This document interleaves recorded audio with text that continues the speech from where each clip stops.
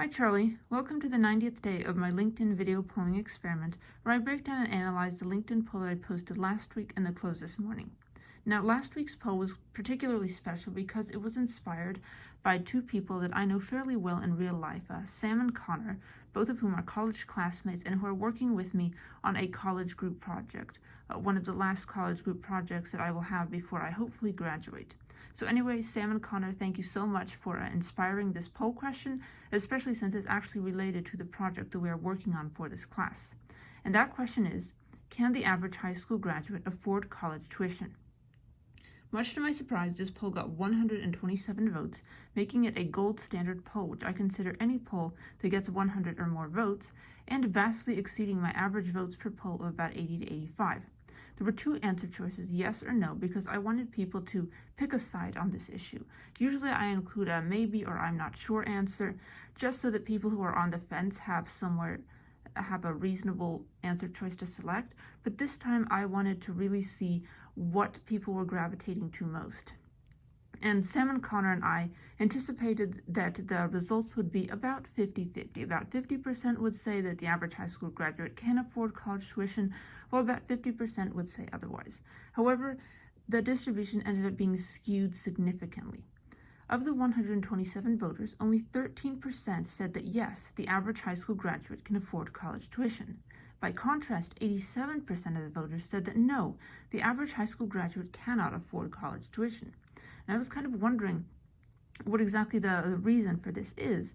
And I came to the conclusion that perhaps the reason that Sam and Connor and I predicted a 50-50 distribution is because the college that we attend is on the relatively affordable side and is known for being quite generous with its financial aid, whereas other colleges that some of my voters might have attended might have had more expensive tuition, less generous financial aid, and just overall might have required more people to actually live on campus, because at my university there's a very large commuter population since the college itself is located in a large urban area.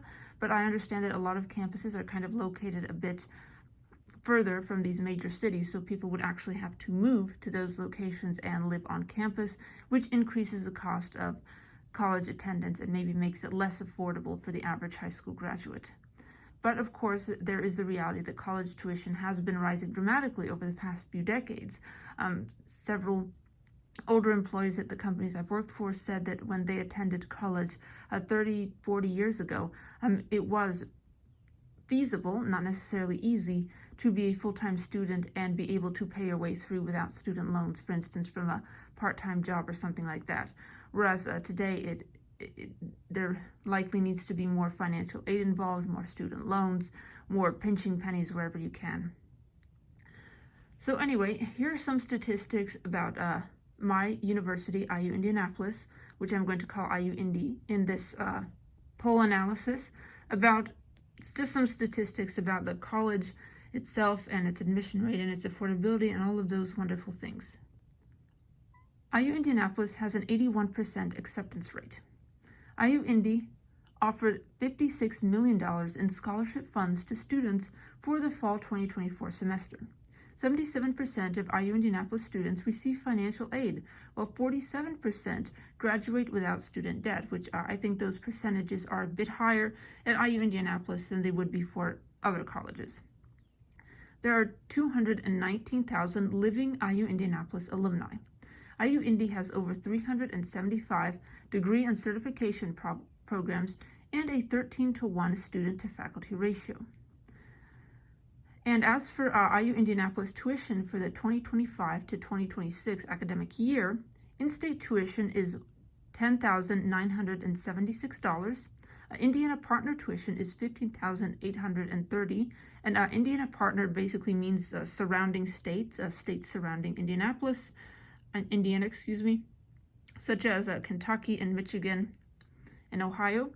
And if you are a resident of one of these states and you had a 2.75 or above, or a 3.0 or above, depending on the exact state GPA, then you can attend IU Indianapolis for this reduced Indiana partner tuition rate of $15,830 rather than the out-of-state tuition rate, which is $35,588. So obviously IU Indianapolis is quite affordable if you are an in-state student, at least compared to other universities. And even for an Indiana partner from a qualifying state with a sufficiently high GPA, that's pretty affordable, about $16,000. But for out-of-state students, almost $40,000, I would not say that that's particularly affordable. Yes, IU Indianapolis might offer fairly generous financial aid to cover maybe half that cost, but at the same time, there would probably be some student loans required, some full-time or part-time jobs, or some just penny-pinching lifestyles in general. So anyway, Charlie, thank you for listening to my little spiel about high school graduates affording college tuition and about my university in particular, IU Indianapolis. And before I go, I would like to show you this distribution as it appears on LinkedIn, just because I was surprised by it. Sam and Connor were surprised by it as well. And I want to prove that I'm not just making this distribution up to make a point about how the cost of college has increased dramatically over the decades. So here is the poll question as it appears on LinkedIn. As you can see, it got 127 votes, and the overwhelmingly more popular choice was no. The average high school graduate cannot afford college tuition, garnering an astonishing 87% of the vote, which is about, I think, over 6 times more than the number of voters who chose yes, the average high school graduate can afford college tuition. So anyway, Charlie, thank you so much for listening to my little spiel about college and high school graduates, and stay tuned tomorrow for my 91st video poll analysis. I can't believe that I have been doing this experiment for 7 weeks so far, and I will certainly continue to do it for many more weeks. So thank you so much for listening, Charlie, and have a fantastic day. Oh no, actually it wasn't 7 weeks, it was 13 weeks. So that's actually over 3 months at this point, and I just really appreciate all of your help and support throughout this process. So thank you so much for listening, Charlie, and have a wonderful day.